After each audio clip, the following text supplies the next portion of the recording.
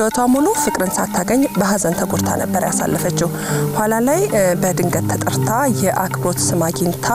ስትነግስም እንዲሁ የታሰበውን ደስታ ልታገኝ አልቻለችም ነበር ዛሬ በአርአያ ሰብ ሆይስሆ ፕሮግራማችን ህይወቷን የምንቃኝላት ንግስት ዘውዲቱ ሚኒሊክ በቤት ስሟ ማሚቴ ትባላለች ሊና ዘዘነኝ ፕሮግራሙን እንድትከታተሉ ጋብዛለሁ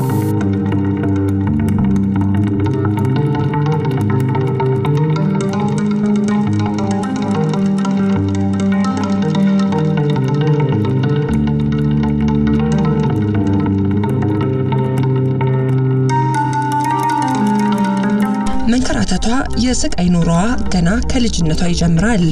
ገና በትንሽነቷ ለጸብ ማብረጃ ታስባ እንደ ስጦታ ተቆጥራ ከቤቷ ተጎትታ ለሰው ተሰጠች እንደ ንጉስ ልጅ ሳትቆጠር ያለ ደስታ እንድትኖር ተፈረደባት አድጋም የወጣትነት ህይወቷ ተመሳሳይ ነበር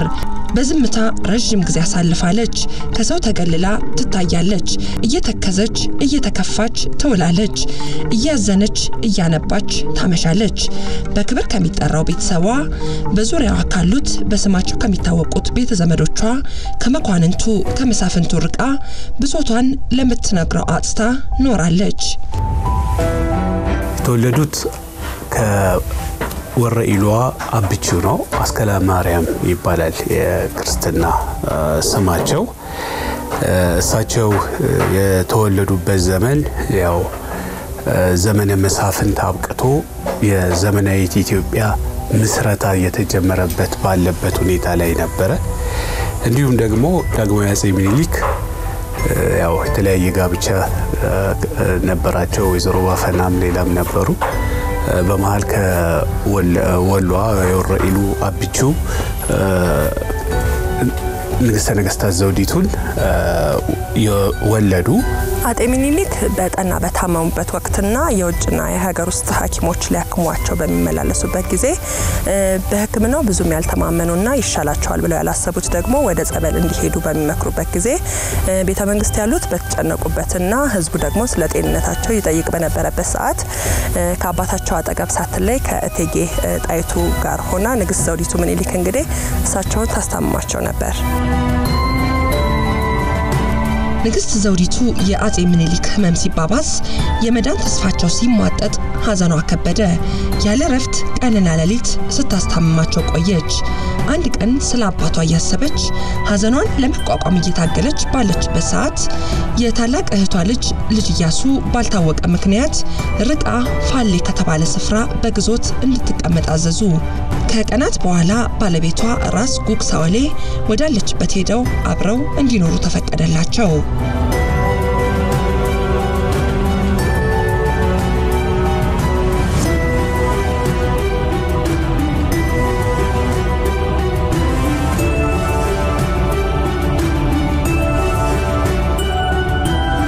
ንግስተ ነገስታት ዘውዲቱ ወለቱ ለዳግማዊ ሚኒሊክ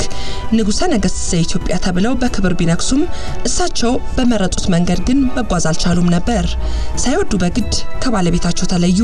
እንዳያያቸው ተከለከሉ ባለቤታቸው ራስ ጉግሳወሌ እንዳይቀርቧቸው አጠገባቸው ሆነው እንዳይነክሱ ታገዱ ስለ ሁለቱ መለያየት መካሪ የተባሉ በማዕረጋቸው ከፍ ያሉ ምክንያቱን ተናገሩ ንግስቲቱ የተከበሩትን ያባታቸውን የአፄ ሚኒሊክ ዘውድ የሚወርሱት በክብር ተቀምጠው የሚያስተዳድሩት ህይወታቸውን ሳይሳሱ ለሀገራቸውና ለህዝባቸው ደህንነት ሊሰው ከምድራዊ ዓለም ርቀው በጾም በጸሎት ቆይተው በንጽህና ኖረው መገኘት ስላለባቸው ከባለቤታቸው ተለይተው ወደ ቤተ መንግስት እንዲገቡ መወሰኑን አበሰሩ በዘመኑ ባልተነገረ አዋጅ በስምምነት ባልተቀመጠ ደንብ ባልና ሚስት አብረው እንዲኖሩ አልተፈቀደላቸውም ንግስት የሆነች ከባሏ መለያየት አለባት የሚል ህግ ግን አልነበረም እንደ ሰበብ የተሰማውና ብዙዎችን ያሳምናል ተብሎ የታሰበው ንግስቷ ባልስታገባ ልቧ በፍቅር ተማርኮ በፍቅሩ ወድቃ የተሰጣትን ከባዱን ኃላፊነት ትረሳዋለች የሚለው ነው ባል የተባለው በሚስቱ ፍቅር ተጠቅሞ ፍቅሯ መሳሪያው ሆኖት በስልጣን ይጠቀማል ተባለ ዘውዲቱ ባይናገሩትም ተናገሩት የተባለው ደግሞ ንግስት ራሳቸው ማንንም ሳያሳስባቸው ከእንግዲህ ወዲያ ህይወቴ የኢትዮጵያ ህዝብ ደህንነት ስለሆነ ከዚህ የተለየ ዓለም የለኝም ብለው በጾምና በጸሎት ተወስነው ለመኖር ቆርበዋል የሚለው ነው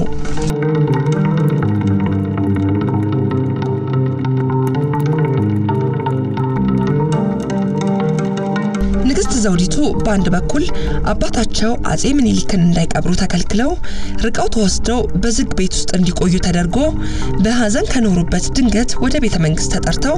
በአባታቸው ቦታ ታጭተው መንገሳቸው ምን ያህል ከባድ ኃላፊነት እንደሆነ እየተሰማቸው በሌላ በኩል የታላቅ እህታቸው ልጅ አቤቶ ኢያሱን መኳንንቱ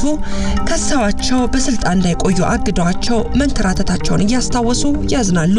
ልጅ ኢያሱ ከአዲስ አበባ ወጥተው በቆዩበት ሳያስቡት ከስልጣን መነሳታቸውን ይሰማሉ። የወረዱበትን ምክንያት ሊጠይቁ አልፈለጉም። ሰንብተውም እነማን ይህንን ተግባር እንደፈጸሙ ይደርሱበታል። ልጅ ኢያሱ የተቀሙትን ስልጣን ሊያስመልሱ ዳግም በክብር ሊቀመጡ ደጋፊዎቻቸውን ሰብስበው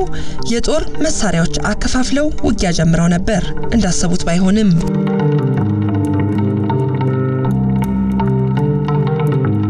ደጃዝማች ተፈሪ የሐረርጌ ጠቅላይ ገዢ ጋር በተፈጠረ የፖለቲካ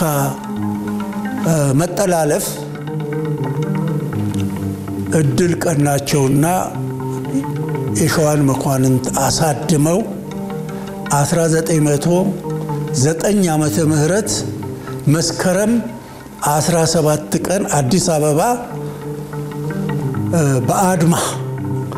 መፈንቅለ መንግስት አድርገው የኢያሱ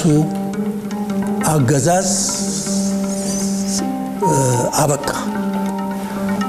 ይሄ ያበቃው ንግስት ወይዘሮ ዘውዲቱ የተመከረው እሳቸው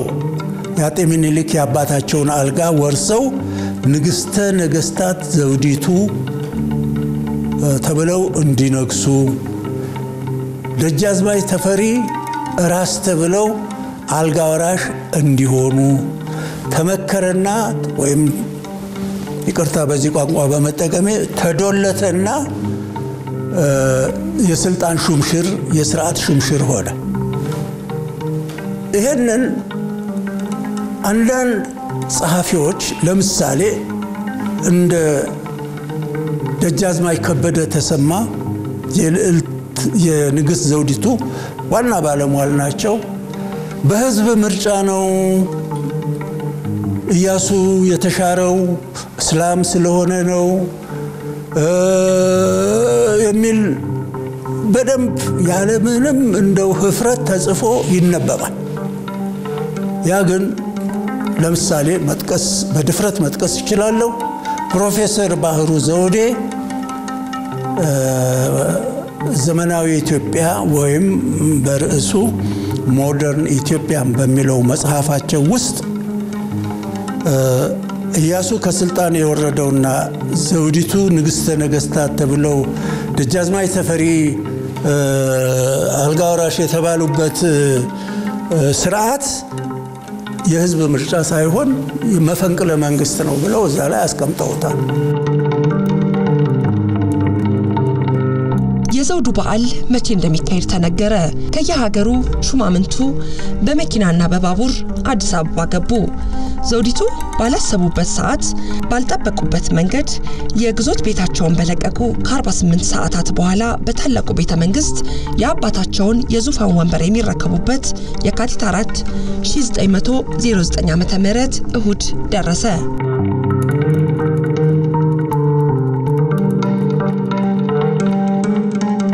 የንግስት ነገስታት ዘውዲቱ ዘመን ከንግስና በዓላቸው እንኳን ስንጀምር ከፍተኛ ኢትዮጵያ ውስጥ የመጀመሪያ ጊዜ የተደረጉ ነገሮች የምንላቸው አሉ። አንደኛ የመንገድ ላይ መብራት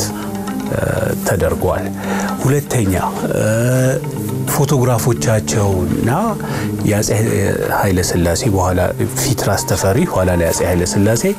የነሱ ፎቶግራፍ በየአደባባዩ ተሰቅሏል። አበባ ተሰቅሏል። ለየክፍለ ሀገሩ ላሉት ገዢዎች ደብዳቤ ተጽፎ በከፍተኛ የሰልፍ ስርዓት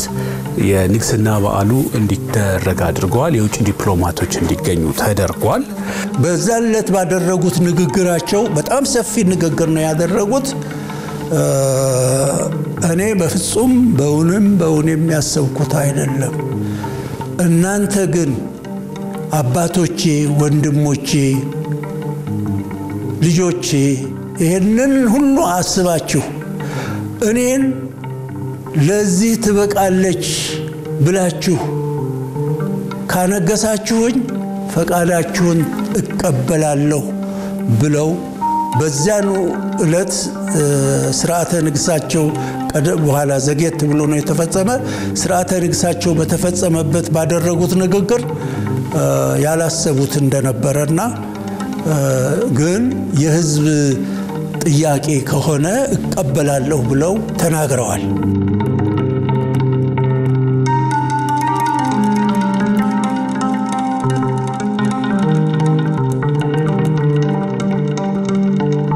አጼ ምኒልክና በአጼ ዮሐንስ መካከል የነበረው ግጭት በርዶ መግባባት ሲጀመር ፍቅሩ እንዳይበርድ በሚል በቤተሰብ ትስስር እንዲቀጥሉ ነበር የተደረገው ይሄውም ዘውዲቱ ለአጼ ዮሐንስ ልጅ ለነበሩት ለራስ አርአያ ስላሴ ተድረው ነበር ይሁንና ጋብቻው 5 ዓመት እንደዘለቀ ራስ አርአያ ስላሴ በ18 ዓመታቸው በድንገት ታመው ህይወታቸውን ያጣሉ ዘውዲቱም ወደ አባታቸው ዘንድ ይመለሱና በዛም 4 ዓመት ከቆዩ በኋላ በድጋሚ ለደጃች ውቤ ነበር የተዳሩት ከደጃች ውቤ ጋርም ለ5 ዓመት በትዳር ከቆዩ በኋላ እንዲፈቷቸው ይታዛል በሶስተኛነት ደረጃ እንግዲህ ዘውዲቱ ትዳር የፈጸሙት ከእቴጌ ጣይቱ የወንድም ልጅ ከራስ ጉግሳ ወሌ ጋር ነበር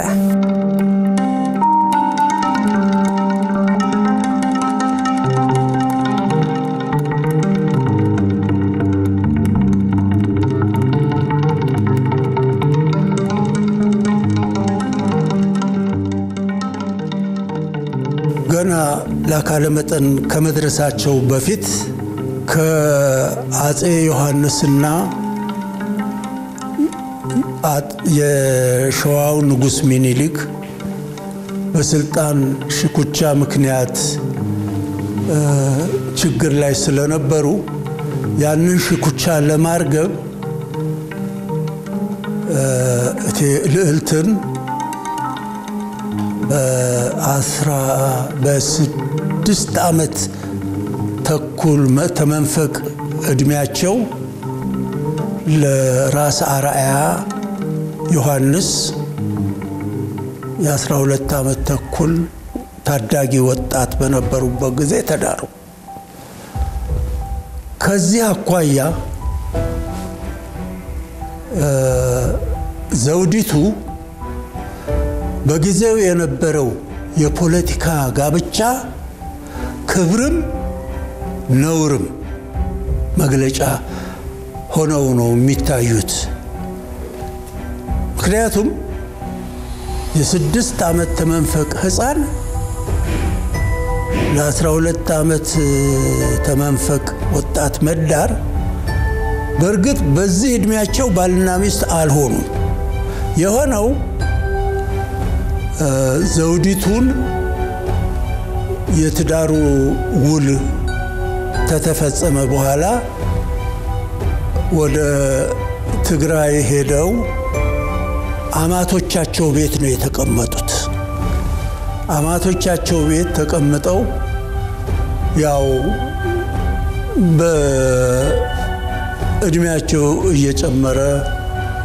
ከሄደ በኋላ ነው እውነተኛ ባልና ሚስት የሆኑት እንጂ በዛ እድሜ ባልና ሚስት ነበሩ ማለት እንዳልሆነ ሊሰመርበት ይገባል ሊጤን የሚገባ ነገር አጤ ምኒልክ በሞት በተለዩበት ጊዜ አልጋወራሹ አቤቶ ኢያሱ ነበሩና አቤቶ ኢያሱ ከመጨረሻ ከነበሩት የዘውዲቱ ባል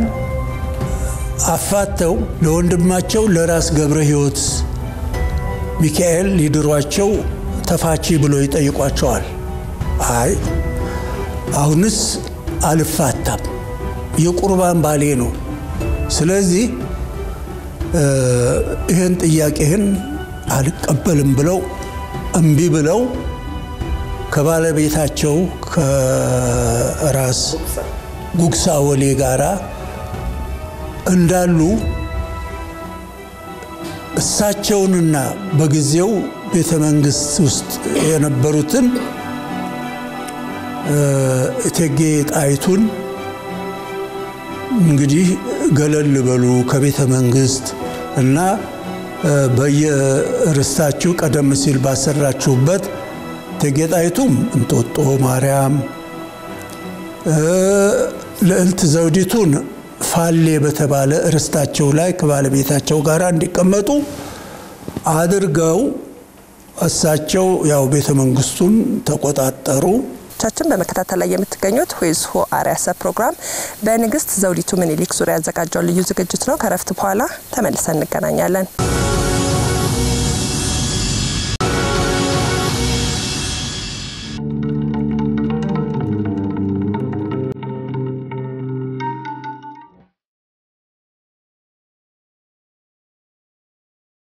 ራስ ጉክሳ ከዘውዲቱ ጎን ሆነው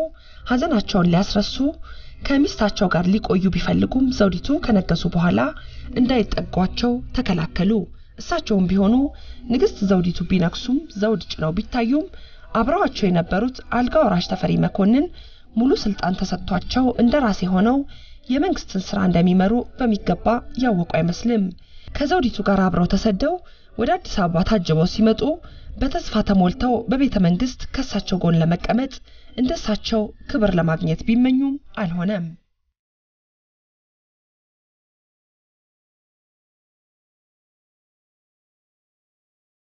ዘውዲቱ ከነገሱ በኋላ እንደሌሎቹ ነገስታት ተማክረው የመወሰን የማስፈጸም ድርሻቸው የጎላ ነው ሊባል አይችልም። ባህሪያቸው፣ አቀራረባቸው፣ ለሰዎች ያላቸው ክብር በኃላፊነታቸው ላይም ይታይ እንደነበር አምባሳደር ዘውዴ ረታ ተፈሪ መኮንን ረጅሙ የስልጣን ጉዞ በምኒልክ በኢያሱና በዘውዲቱ ዘመን በሚል መጽሐፋቸው እንዳሰፈሩት ወይዘሮ ዘውዲቱ በተፈጥሯቸው እጅግ ደግና ፈጽሞ የዋህ በመሆናቸው ከነገሱ በኋላ ያባታቸውን ሚኒስትሮች ሲያነጋግሩ እናንተ የምትነግሩኝን እፈጽማለሁ ከማለት በስተቀር ስለ ኢትዮጵያ አመራር ምንም አይነት ሐሳብና ዓላማ እንዳልነበራቸው ይታይ ነበር ይላሉ። ንግስት ዘውዲቱ በንግስናቸው ሀገር መምራት ቀርቶ በየዕለቱ ስለሚከናወኑ ስራዎች የሚያውቁት ነገር ስላልነበራቸው ልጄ ወንድሜ እያሉ በሚጠሯቸው የሚነገራቸውን ተረጋግተው ያዳመጡ በቅን መንፈስ ያጸድቃሉ የሚሏቸው በርካቶች ናቸው። ሀገር በመምራቱም ቢሆን ብዙዎች ያልጋ ወራሽ ወገኖች ዘውዲቱ ልምድ እንደሌላቸው ችሎታ እንደሚያንሳቸው ተናግረው የመንግስቱን ስራ በሙሉ ስልጣን የወሰዱት ለመምራትም ብቃት ያላቸው ራስ ተፈሪ እንደሆኑ ይጠቁሙ ነበር። የተወሰኑት ተፈሪን ለማንገስ የፈለጉት አልጋ ወራሹ ከንግስቲቷ ሳይርቁ ልምድ እየወሰዱ እንዲቆዩ ተናገሩ። ገራገሯ ንግስት የሰዎቹን ፍላጎት ሳይረዱ የመጨረሻውን ሳይገምቱ ያሉትን ደግፈው አልጋ ወራሹን ካጠገባቸው ሳይለዩ አብረው ለመስራት ተስማሙ። በወቅቱ ይህንን ለንግስቲቱ የቀረበውን ሐሳብ ተጠራጥረው ከንግስትነታቸው ሊያስነሷቸው እንደሆነ ገምተው ተቃውሟቸውን ያሰሙ ነበሩ። ደጃዝማች ተፈሪ አልጋ ወራሽ ሲባሉ እሳቸውና የእሳቸው ወገን የሆኑት እንደራሴነቱን ጭምር ነው የተሰጡት። አልጋ ወራሽነቱ ብቻ አይደለም ነው የሚሉት። ነገር ግን አሁንም ደግሜ ተጠቅሳለሁ ታሪክ ተመራማሪና ምሁር እንደነ ባህሩ ዘውዴ ያሉት በኋላም ደግሞ እንደተከሰተው እንደራሴነቱን አልነበረም፣ በፍጹም አልነበረም። ለዚህ አንድ ማስረጃ መጥቀስ ይችላል። ሊጋባ በየነ ሰብስብ ወላይታ ላይ ተሹመው በአውራጃ ገዥነት ተሽረው በህዝብ አቤቱታ ተሻሩ። በደል ፈጽሞብናል፣ ያስተዳደር በደል ፈጽመዋል ብለው ተሻሩና መጡ አዲስ አበባ መጥተው ምን ይሆናል አንድ አድማ አደረጉ ተባለ። ያደረጉት የተባለው አድማ ምንድነው? ልክ አሁን ያነሳሽውን ደጃዝማች ተፈሪ መኮንን አልጋ ወራሽነቱን ነው እንጂ የተሾሙት እንደራሴነቱ አልተሾሙም። ስለዚህ ንግስትን የሾሟቸው ባለስልጣኖች ሊያሰሯቸው አልቻሉም ብለው ይናገራሉ። ይሄንን አድማ አድርገሃል ተብለው ይከሰሳሉ። ልብ በይ እንግዲህ እኚህ ሰውዬ ደግሞ ወደ ኋላ መለስ ላርግና ልንገርሽ ኢያሱ ተሽረው በአድማ ንግስት ዘውዲቱና ደጃዝማች ተፈሪ አልጋውን ወይም ስርዓተ መንግስቱን እንዲመሩ በተሾሙበት ጊዜ ግርግር ነበር የኢያሱ ወገንና የተፈሪ ወገን አሁን በዚህ ጭቅጭቅ ላይ እንዳሉ በየና አባ ሰብስብ ሊጋባ ወራዳቸው መዘው እስላምና ክርስቲያን ላይ ኢያሱን ምትል እስላም ባንድ ወገን ክርስቲያን ይሆንክ የተፈሪ ወገን ባንድ ወገን ሁን ብለው ሽጉጣቸው ማኑ ጎራዳቸው መዘው ከደጃዝማች ተፈሪ ጋራ የተሰለፉና ለዛ አልጋ ወራሽነት ያበቋቸው ባለውለታ ናቸው እኚህ ሰው ናቸው እንደራሴነቱን አልሰጠንህም አልጋ ወራሽ ብቻ ነው እንድትሆን ያደረግንህ ብለው የተናገሩት ሌላ ከውጪ ባዕድ መጥቶ አይደለም የሳቸው ጭፍራ የሳቸው ደጋፊ የሆኑ ሰው ናቸው በኋላ የለም እንደራሴነቱ ትክክል አይደለም አርፎ ይቀመጥ አልጋውን ይጠብቅ ንግስት ህይወት በኋላ ስርዓቱን ጠብቆ ይነግሳል ብለው ከህዝብ ጋር ስለመከሩ አድማ ሰርተሃል ተብለው ምንድነው የተደረጉት በአደባባይ ተገረፉ በግርፋት እንዲቀጥ ተደረገ እና ንግስት ይሄን ሁሉ ያሳዝናቸው ነበር ይሄ ሁሉ እንዲሆን አይፈቅዱም ነበር ግን አልጋ ወራሽ ተፈሪ ይሄን ያህል ንግስትን ይጫኗቸው ነበር የንግስት ዘውዲቱ ስልጣን እያደረ ከመጠናከር ይልቅ መዳከሙን የታዘቡ በአባታቸው ዘመን ሀገርንና መንግስትን በቀን በማገልገል ከሚታወቁት ንግስቲቷን የቀድሞውን ወግና ስርዓት ይዘው ይጓዛሉ ብለው የሚያምኗቸው የተወሰኑት ታማኝነታቸውን ለማሳየት ሞከሩ ይህ በሌላ ጎኑ አልጋ ወራሹ ላይ አድማ መነሳቱ ከዘውዲቱ ሊያርቋቸው መደሎቱ እንደሆነ ተደርጎ ተወራ ተፈሪ መኮንን የሴራውን ክብደት ተናገሩ የተጠረጠሩ ተይዘው ቀረቡ ጥፋተኛም ተባሉ እነዚህን የቀድሞዎቹ ሚኒስትሮች እስር ቤት ከማስገባት ይልቅ ከአዲስ አበባ አርቀው ወደ የርስት ሀገራቸው ሄደው በግዞት እንዲቆዩ ተደረገ ይሁንና ንግስት ዘውዲቱ መከሰሳቸውን የተቀበሉት ቅጣቱን በስልጣናቸው ያጸደቁት አምነውበት አልነበረም እነዚህ የታወቁ ሰዎች እንደ ጥፋተኛ ተቆጥረው ከስራ ኃላፊነታቸው ወርደው ወደ ገጠር ገብተው እንዳይንቀሳቀሱ መደረጋቸው አበሳጭቷቸዋል አሳዝኗቸዋልም የአባታቸው የቅርብ አገልጋይ የሀገር ባለውለታዎች በመሆናቸው ቅጣታቸውን ማመን ተቸግረው ነበር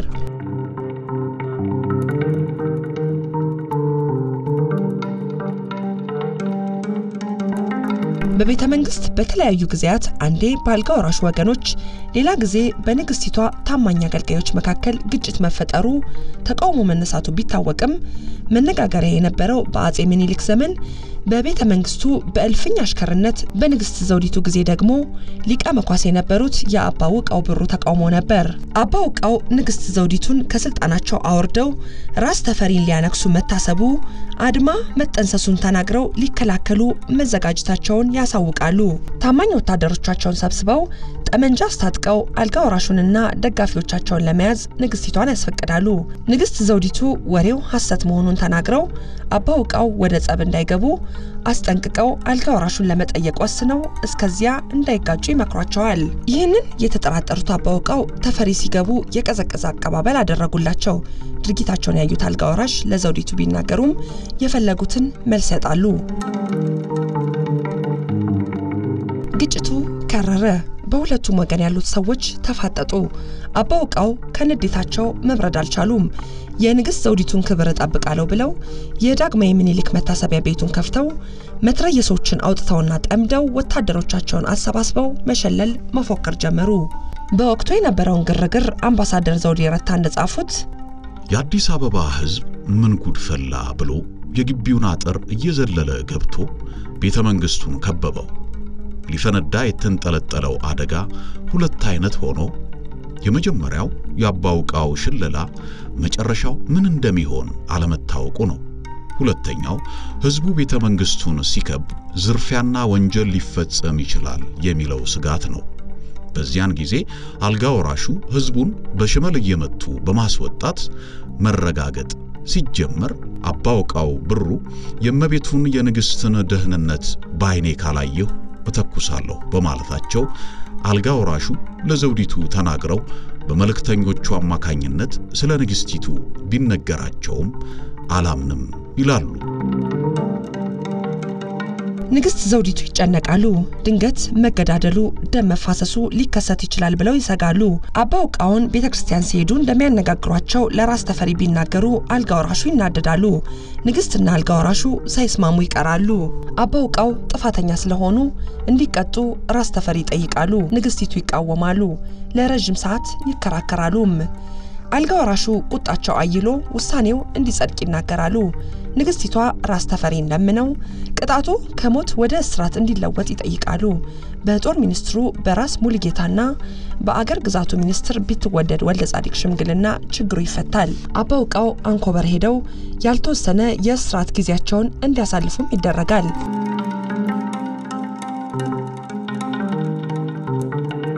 ንግስት ዘውዲቱ በንግስና ዘመናቸው የተረጋጋ ህይወት ሳይኖራቸው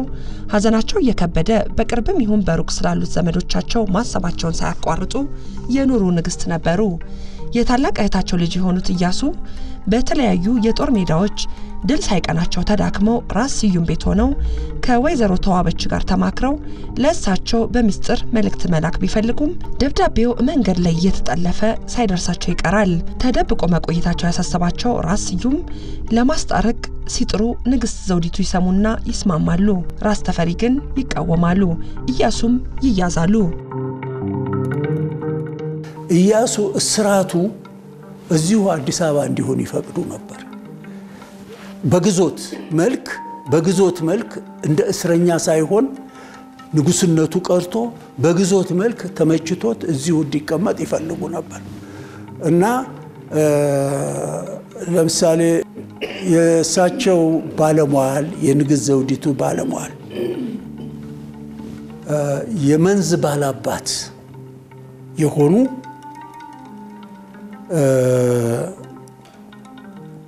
ክብርት ወይዘሮ ወለተ ማርያም የሚባሉ የወርቅ ጫማ የሚያደርጉ ኢያሱ በታስሮ በነበረበት ጊዜ እኚህ ሴትዮ በጣም ቆንጆ ናቸው እና ከኢያሱ ጋራ በእስር ላይ በነበሩበት ጊዜ ማነው ፍቼ እንደ ቁባት ሆነው ልጅ ወልደዋል በድብቅ እና ይባላል። ታዲያ እኚህ ሴትዮ የወለዱት ልጅ በ1928 ዓመተ ምህረት ጣሊያን ኢትዮጵያን ከወረረች በኋላ ወደ ንጉሠ ነገሥቱና ግርማዊት እቴጌ በነገርሽ ላይ ይሄን ያውቃሉ። ኢያሱ ይሄ ልጅ እንዳለው እንዳይጋለጥ ለአንድ ካህን አደራ ይሰጡና ቡልጋ ውስጥ ይቀመጣል። በኋላ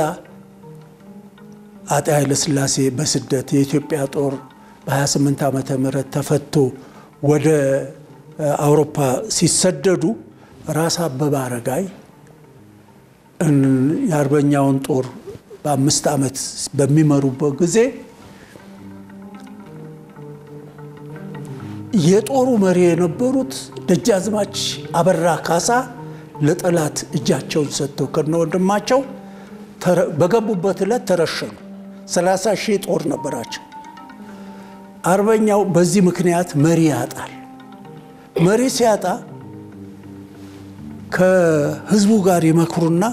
ያቤቶ ኢያሱ የተደበቀ ልጅ እዚህ አለና እሱን እናንግሰው ብለው ይመክራሉ አሁን ይሁን ብለው አነገሱት መላከ ፀሐይ ኢያሱ ብለው ኢትዮጵያ መንግስት ንጉሠ ነገሥት መንግስት ብለው አነገሱት እና ይሄ ሁሉ ምንድነው ንግስት ዘውዲቱ ከኢያሱ ጋር የነበራቸው ግንኙነት እንዳልተቋረጠ ለማሳየት ነው ተመልካቾቻችን አሁንም በመከታተል ላይ የምትገኙት ሁይስሁ አርአያ ፕሮግራም በንግስት ዘውዲቱ ሚኒሊክ ዙሪያ ያዘጋጀው ልዩ ዝግጅት ነው ከረፍት በኋላ ተመልሰን እንገናኛለን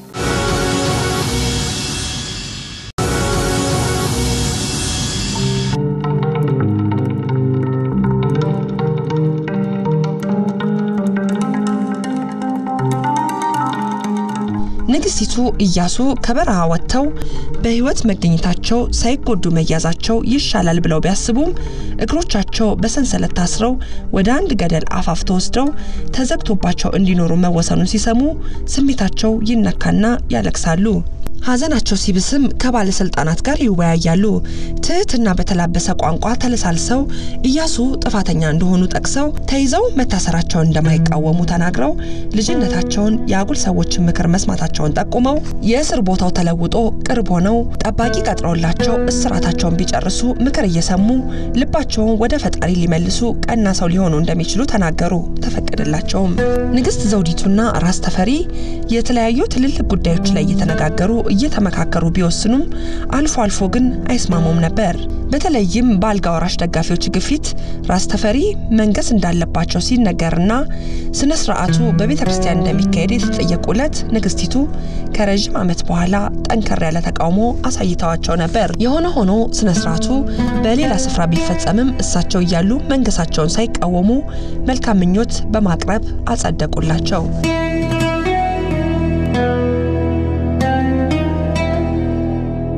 በራስ ተፈሪ መካከል የነበረው ግንኙነት ንግስት የሚፈልጉት ስልጣን አልነበረም በዛው በነበረው ለመሄድ እንዲሄድ ይፈልጋሉ እሳቸው ግን ራስ ተፈሪ በኋላ ንጉስ ተፈሪ እንዲባሉ ፈለጉ ይያሉ ንግስት ይያሉ ንጉስ ተፈሪ ለመባል ፈለጉ ይሄንን ለማድረግ በአግባቡ ንግስትን ቢጠይቋቸው እንቢ እንደማይሏቸው ነበር የሚታወቀው ነገር ግን ያንን ቀደም ሲል ስልጣነ መንበሩን የያዙት በአድማ ስለሆነ አሁንም በአድማ መሃል ሰፋሪን አሳድመው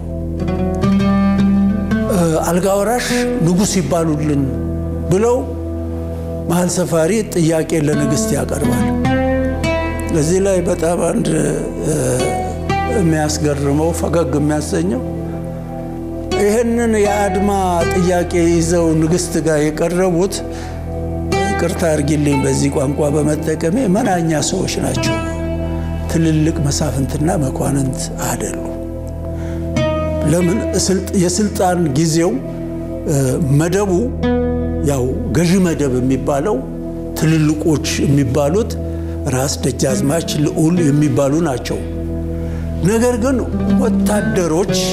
ይሄንን ጥያቄ ይዘው ይቀርባሉ ለመሆኑ ይሄን ጥያቄ እናንተ እነማን ሆናችሁ ነው የምታቀርቡት ብለው በጨዋ ቋንቋ ጠየቋቸው እኛ ሰራዊቱ ወክሎን ነው መሃል ሰፋሪ ወክሎን ነው አሉ በልሂዱ ተመለሱ መልስ ይሰጣቸዋል ተብለው ተገስጸው ነው የተመለሱት በኋላ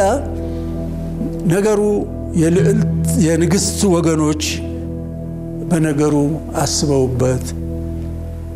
ይሄ ነገር ሳይፈጸም ቢቀር በንግስት ላይ ሊደርስ የሚችለውን ስውር ደባ በማሰብ ግድ የለም ንጉስ ይባል ያው አልጋወራሽ ነው ንጉስም ተብሎ ይጠብቅ ተባለና አግባባቸው ግን ሳይፈቅዱ ያለ ውዴታ በግዴታ ንጉስ ተፈሪ ተብለው ጎንደርን ተሾሙ በዛን ጊዜ ጎንደር ሌላ ንጉስ ታልተሳሳት ተክለ ጊዮርጊስ ንጉስ ተክለ ጊዮርጊስ ተብለው ነበሩ ሞቱ መሰለኝ በሳቸው ቦታ የጎንደር ንጉስ ተብለው ራስ ተፈሪም ንጉስ የተባሉበት ስነ ስርዓት አልጋራሽ ተብለውና ንግስት ተብለው ከነገሱበት ስነ ስርዓት ይበልጥ ነበር ነው የሚባለው ልበበ የቱን ያህል አድላዊ እንደነበረ እና ከዛ በኋላ ያው ምንም የጨመሩት ነገር የለም ስልጣኑ በእጃቸው ነው የፈለጉትን ነበር የሚያደርጉት ስሙ ብቻ ነው የተጨመረውና አዲስ ነገር የሆነው ንግስት ዘውዲቱ ሐዘን ተጭኗቸው የሰው በደል የሰውን ስቃይ ተካፍለው ከጭካኔ ይልቅ መራራትን መርጠው ከግጭት ይልቅ ሰላምን ተመኝተው ቢኖሩም በአባታቸው ሞት በሚኒስትሮቹ ግዞት በኢያሱ እንግልት ተጎድተው ቢቆዩም ስለ ባለቤታቸው ለማወቅ ጥረት አድርገዋል ራስ ጉግሳ ጦርነትን ትተው ለእርቅ ጥሪ ማቅረባቸውን ሰምተው ቢደሰቱም ባለቤታቸው ብዙም ሳይቆዩ ጦርነት ያውጃሉ ዘውዲቱ በልመና በሰላም እንዲጨርሱ ቢጠይቋቸው ፍቃደኛ ሳይሆኑ ይቀራሉ በመጨረሻው ሰዓት ባለቤታቸው ራስ ጉግሳ ተሸንፈው ይማረካሉ ይህ ለንግስት ዘውዲቱ አልተነገራቸውም ያኔ ክፉኛ ታመው ነበር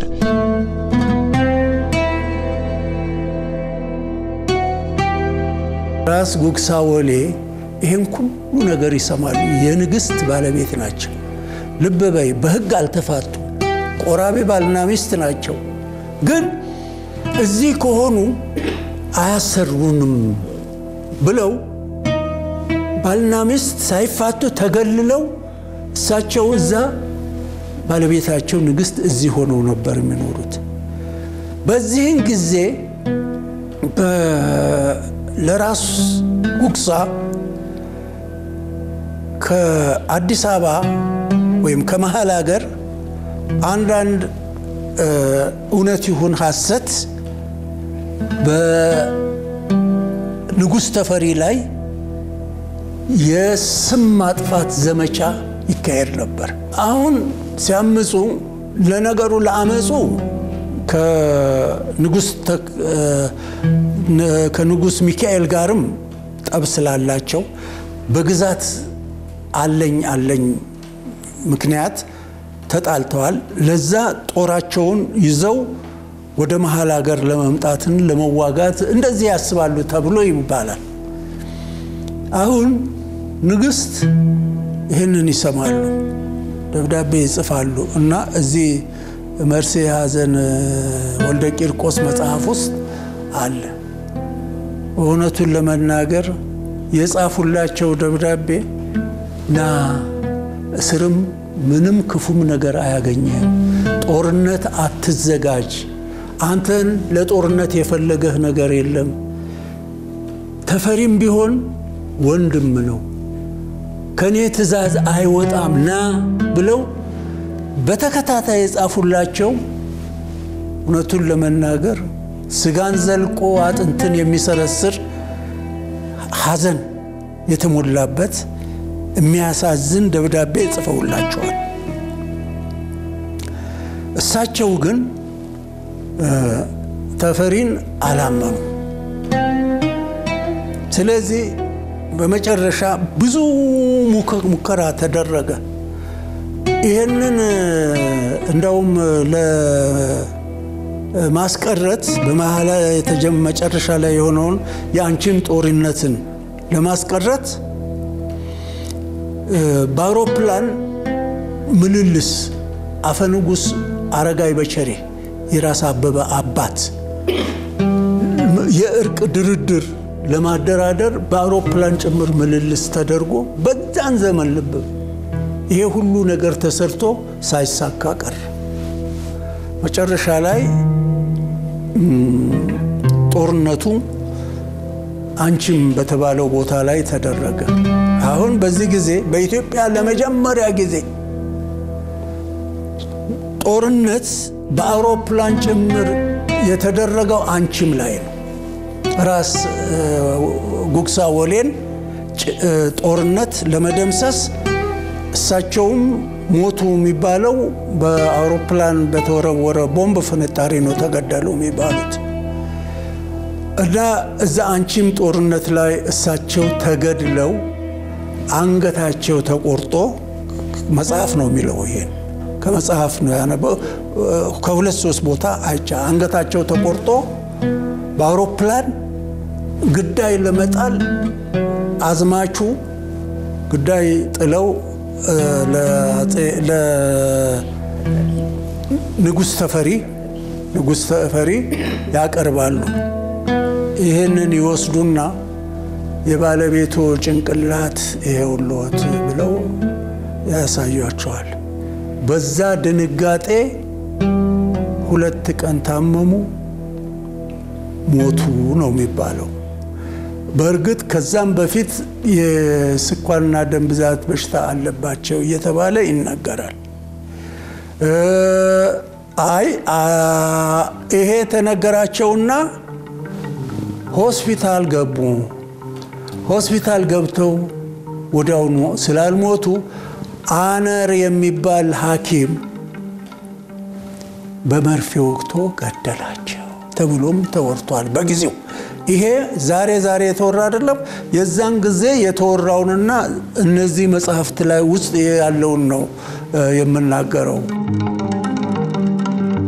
ንግስት ዘውዲቱ በዘመናቸው በርካታ ተግባራትን እንዳከናወኑ ይነገራል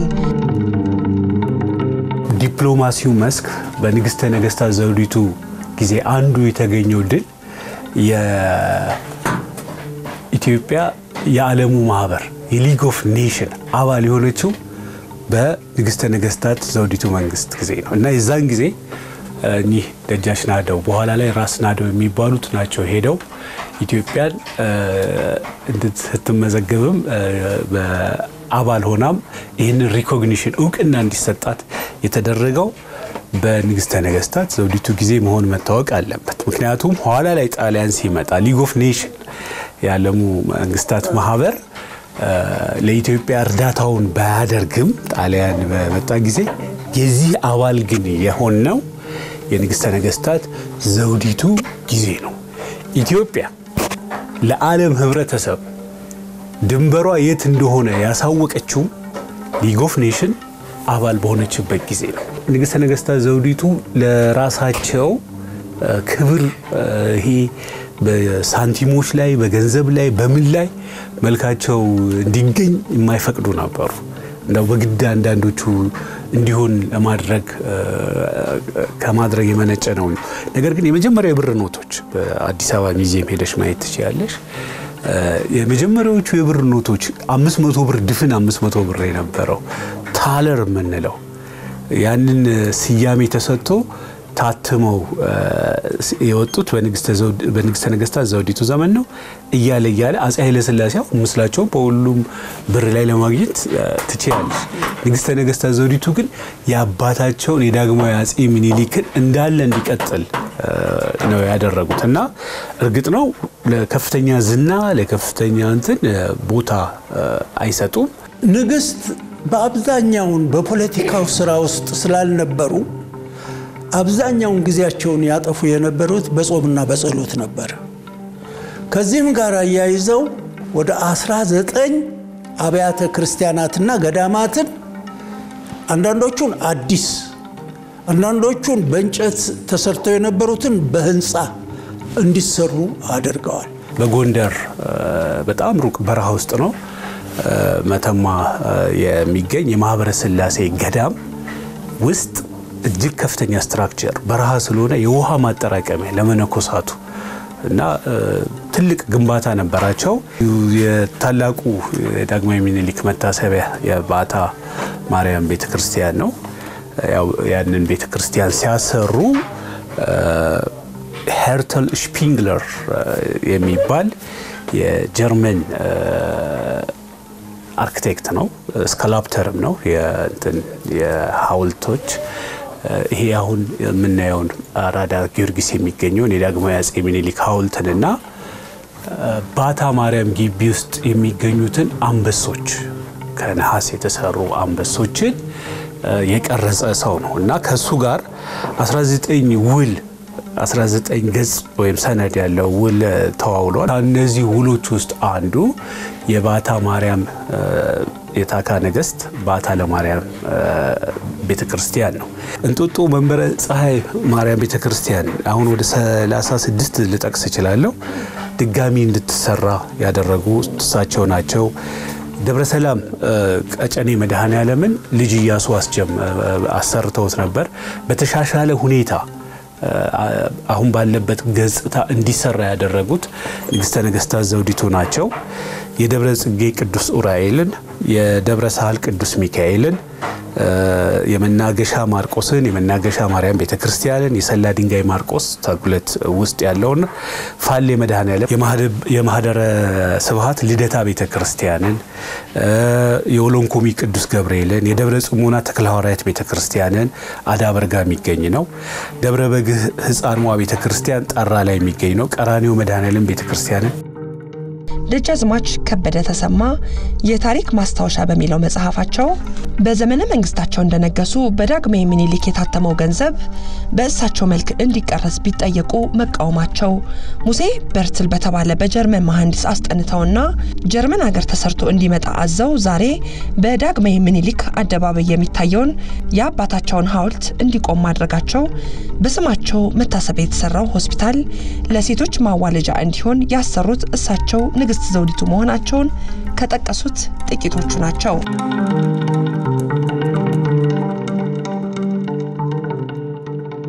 ተመልካቾቻችን ስትከታተሉት የቆያችሁት ሁይስሆ አርአያ ፕሮግራም በንግስት ዘውዲቱ ምኒልክ ዙሪያ ያዘጋጀው ልዩ ዝግጅት ነበር።